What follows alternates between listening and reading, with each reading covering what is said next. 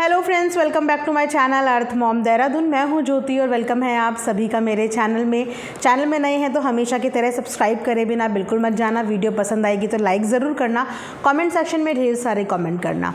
तो ऑलमोस्ट 7-8 दिन के बाद आज अंशु का व्लॉग आता है और अंशु से ना एक्चुअली ऑडियंस की एक्सपेक्टेशंस बहुत ज़्यादा हैं।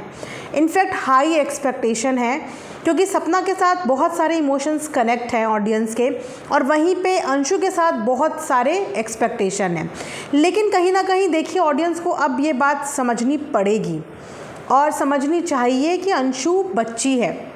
और सपना ये बात अपनी वीडियो और व्लॉग में बोल चुकी है कि सपना और अंशु का बीच का प्यार बहुत प्योर है, बॉन्ड बहुत प्योर है, बट स्टिल अंशु पे जो बस चलता है, जो अथॉरिटी है, वो अंशु के पेरेंट्स की ही और उनके रिलेटिव की ही होगी, क्योंकि वो अभी उन्हीं के पास है और उन्हीं की बेटी है ना। वो भाभी से प्यार करती है, अग्री, लेकिन वो अपनी माँ से नफ़रत नहीं कर सकती। वो भाभी से प्यार करती है, अग्री, लेकिन वो अपने पिता से नफ़रत नहीं कर सकती। तो उसके लिए इस समय पे मुझे लगता है कि हमें नेगेटिव नहीं सोचना चाहिए, क्योंकि अंशु की वीडियो आने के बाद मैं देख रही थी कि कमेंट सेक्शन में कुछ नेगेटिव कमेंट्स भी अंशु के लिए आए हैं और एक्सपेक्टेशंस बहुत सारी आई हैं। अंशु, तुम बहुत सपोर्ट करो सपना को, और तो और उससे शिकायत भी करी जा रही थी कि तुमने पूरी वीडियो के दौरान सपना का कहीं पे नाम ही नहीं लिया। तुमने व्लॉग बनाया और 7-8 दिन का पूरा कंबाइंड एक व्लॉग था, लेकिन कहीं पे भी तुमने सपना को एक बार भी याद नहीं करा, उनके नाम का जिक्र भी नहीं करा। देखो, हर चीज़ ना कभी कभी दिखाने की नहीं होती। हम जो फील करते हैं ज़रूरी नहीं, और कभी कभी ऐसा वक्त भी आता है कि हमें अपनी फीलिंग्स भी अपने अंदर ही रखनी पड़ती है। आपको ये भी दिख रहा होगा कि वो बहुत लीस्ट बॉदर है व्लॉग डालने के लिए। एक तरीके से उसे व्लॉग डालने का मन ही नहीं कर रहा है, उसका दिल ही नहीं कर रहा है। आप इस समय उस लड़की की सिचुएशन समझो, क्योंकि उसकी उम्र इन सब में सबसे कम है। जिस उम्र में बच्चों को सिर्फ खेलना और पढ़ने पे ध्यान होना चाहिए, इस वक्त पे वो लड़की भी बहुत सारी चीज़ों से डील कर रही है, क्योंकि वो सब चीज़ें उसने अपनी आंखों के सामने विटनेस करी है। आप ये सोचिए कि एक लड़की का स्कूल चेंज हो गया। जब किसी का भी स्कूल मिड टर्म में चेंज होता है तो उसको एडजस्ट करने में कितनी प्रॉब्लम होती है। New teachers, new classmates, new school, new environment, सब चीज़ें बदल जाती हैं और वहाँ पे एडजस्टमेंट करने के लिए ही इंसान को बहुत स्ट्रगल करना पड़ता है। उसका मिड टर्म एडमिशन हुआ है, एक नई माहौल में, नए जगह में, नए स्कूल में, कितना सारा वहाँ पे काम होगा, उसका होमवर्क होगा, उसका डेली का वर्क होगा जो वो अभी पूरा ही कर रही होगी। तो उसके करियर की भी इस समय पे बहुत बुरी तरीके से वाट लगी है। किसी ने उसके करियर के बारे में भी नहीं सोचा। सबकी अपनी ईगो इतनी बड़ी थी, घर के बड़ों की ईगो इतनी बड़ी थी कि उस ईगो के चक्कर में उन्होंने छोटे बच्चे से लेकर बड़े बच्चे सबका नुकसान पहुंचाया। एक बार भी ये नहीं सोचा कि जिस बच्ची को तुम पढ़ाने के लिए ही अपने पास लेके आए थे, उसको कुछ बनाने के लिए ही अपने पास लेके आए थे, आज जब उसके करियर का पीक पॉइंट था, उस वक्त पे आप लोगों ने उसको डिच कराया। उस वक्त पे आप लोगों ने इस तरीके के सर्कमस्टांसेस और माहौल क्रिएट कर दिया कि उसको घर से भेज दिया। अंशु अपनी मर्ज़ी से नहीं गई थी, अंशु को भेजा गया था और अंशु को लाया पढ़ने के लिए था, और आज उसी की पढ़ाई को बीच में छुड़वा के उसको भेजा गया है गांव में वापस। तो यस, वो वहाँ पे एक नई चीज़ के साथ स्ट्रगल कर रही होगी। घर की टेंशन्स भी होती हैं। वो बता रही थी कि मेरे ट्यूशन्स भी होते हैं और स्कूल का भी होता है, एडमिशन हो चुका है, क्लासेस स्टार्ट हो चुकी हैं, जिसमें उसको टाइम नहीं लग पा रहा है, प्लस उसका दिल भी नहीं कर रहा होगा। इतने साल वो वहाँ पे रही है। देखो, कमी तो हर किसी इंसान को किसी ना किसी की खलती है, और जो बॉन्ड उसका सपना के साथ था, उसको वो कमी खल रही होगी।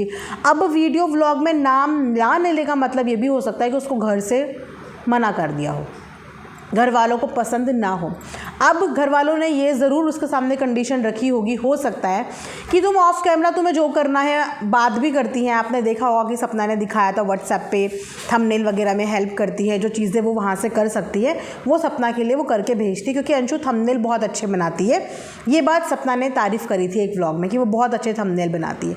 तो वो जितना दूर रह के मदद कर सकती है, जैसे सपना के नाम के बहुत सारे चैनल्स खुल गए हैं, बहुत सारे लोग उसकी पूरी की पूरी वीडियोज़ उठा के डाल रहे हैं, तो वो सब चीज़ें अंशु मैनेज करती है, सपना उसे लिंक देती है।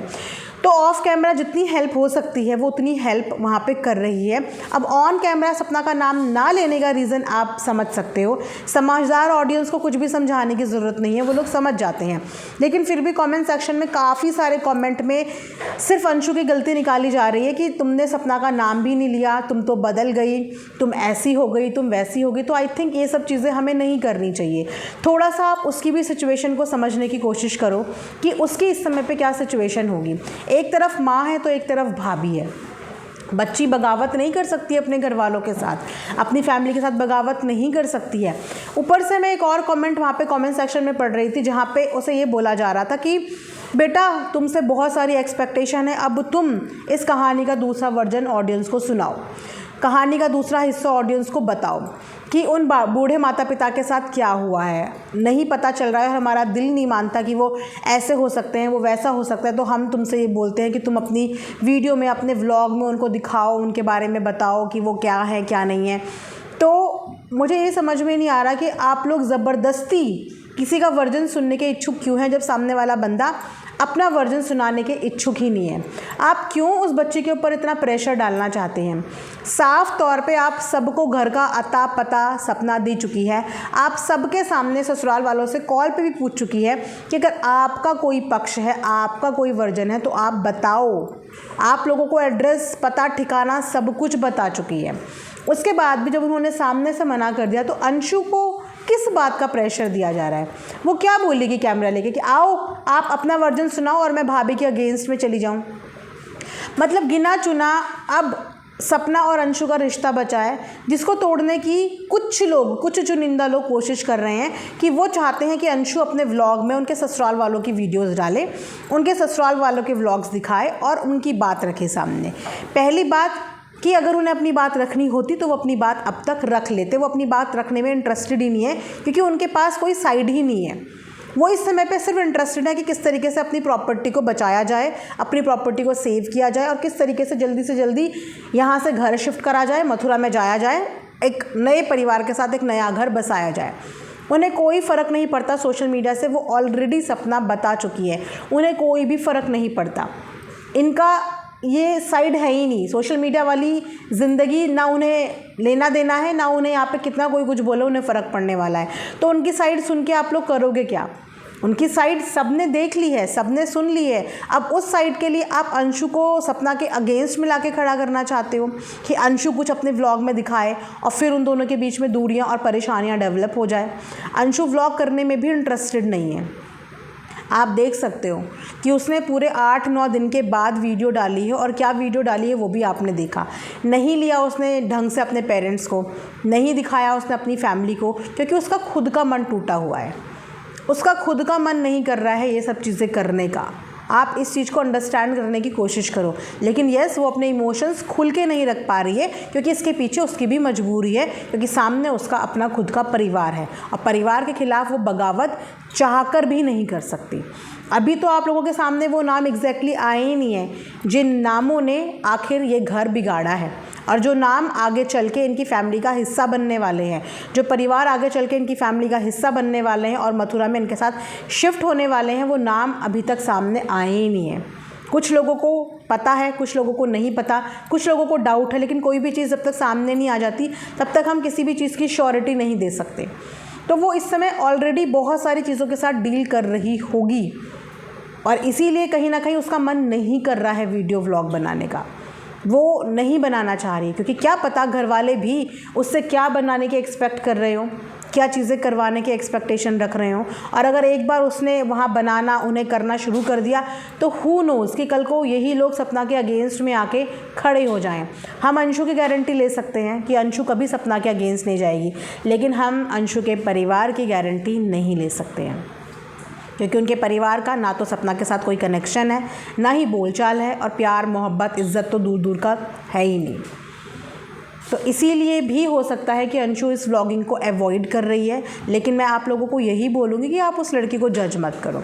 थोड़ा सा उसकी जगह पे रह के सोचिए कि वो नहीं वो सब चीज़ें कर सकती हैं जिन चीज़ों की डिमांड आप उससे कर रहे हो। लेकिन हाँ, अगर आप लोगों के नेगेटिव कमेंट्स इसी तरीके से उसके पास जाते रहे, इसी तरीके से उसे ट्रोल करते रहे या उसके ऊपर शक करते रहे, तो वो बच्ची है, यहाँ पे बड़े बड़े लोगों की ट्रोलिंग की वजह से परेशान होकर गलत फ़ैसले ले लेते हैं, गलत चीज़ें कर लेते हैं। तो वो एक बच्ची है, अगर आप उसको इस तरीके से ट्रोल करेंगे, इस तरीके से नेगेटिव बोलेंगे कि तुम भी ऐसी निकली, तुमने धोखा दे दिया, तुमने वीडियो में नाम नहीं लिया, तुमने व्लॉग में नाम नहीं लिया, तुम तो कल को वहाँ पे चली जाओगी, देख लेना ये वापस वहीं पे जाएगी, तो वो छोटा बच्चा है यार, उसका भी मन टूटेगा, उसका भी दिल टूटेगा।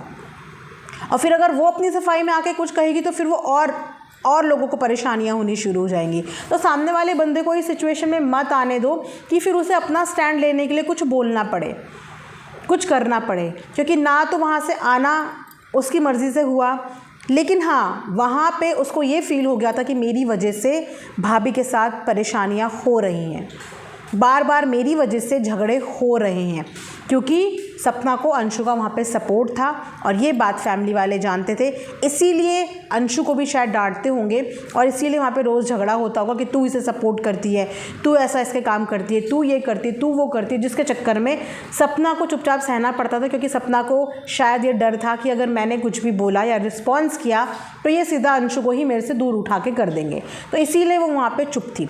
लेकिन जब पानी सर से ऊपर पहुँच गया तो अंशु ने खुद से छोटे होने के बाद ये डिसीज़न लिया कि अब मैं अपनी तरफ से भाभी को फ्री कर दूंगी। जो भाभी अब तक मेरी वजह से मेरे प्यार में दबी हुई थी कि ये लोग अंशु को यहाँ से ना भेज दें, इसीलिए दबी हुई थी, कोई जवाब नहीं देती थी, कोई डिसीज़न नहीं लेती थी, कुछ नहीं बोलती थी, आज मैंने भाभी को अपने ऊपर से फ्री कर दिया है कि अब आप अपनी ज़िंदगी फ्री होके जियो, आपके मन में जो है वो बात आप बोलो, आप जो कहना चाहते हो वो आप करो। तो अंशु ने वहाँ पे बहुत मैच्योरिटी वाला काम किया था कि उसने सपना को आज़ादी दी। अगर वो सपना को आज़ादी नहीं देती, इतना स्ट्रॉन्ग डिसीज़न नहीं लेती, तो आज भी सपना वहीं पे घुट घुट के जी रही होती। तो इस चीज़ को डेफिनेटली हम लोगों को समझना पड़ेगा और समझना चाहिए भी। बाकी देखते हैं, अगर अंशु का कोई व्लॉग आता है, चैनल अंशु के पास ही है और किसी को कोई किसी के व्लॉग में आने से या वीडियो में बोलने से नहीं रोक सकता।